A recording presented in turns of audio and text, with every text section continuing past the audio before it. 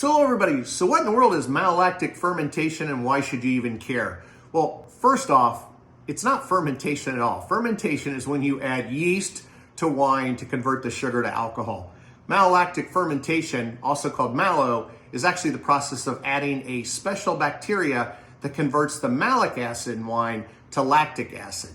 Now, malic acid is sort of that tart acid that you're familiar with in like a Granny Smith apple. And what they're trying to do is convert it into a lactic acid, which is what you would find in milk.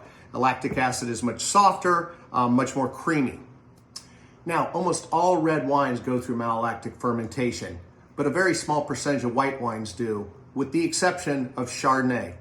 Now, malolactic fermentation on Chardonnay in the United States is very popular, but it's also very common in white Burgundy, where the Chardonnay has such high acidity that many winemakers find it necessary to soften the acids using malolactic fermentation. Now, one of the interesting things that happens during malolactic fermentation is that a byproduct is created called diacetyl, and diacetyl is actually one of the flavors that's in butter, and that's why you get your big buttery Chardonnays when they go through malolactic fermentation.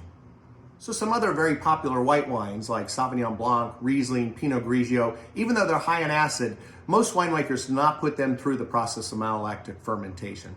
So if you like your big, creamy, buttery Chardonnay, you love malolactic fermentation. If you like your Chardonnay a little more crisp, a little more tart, you want to find Chardonnays that do not have malolactic fermentation. Cheers, everybody.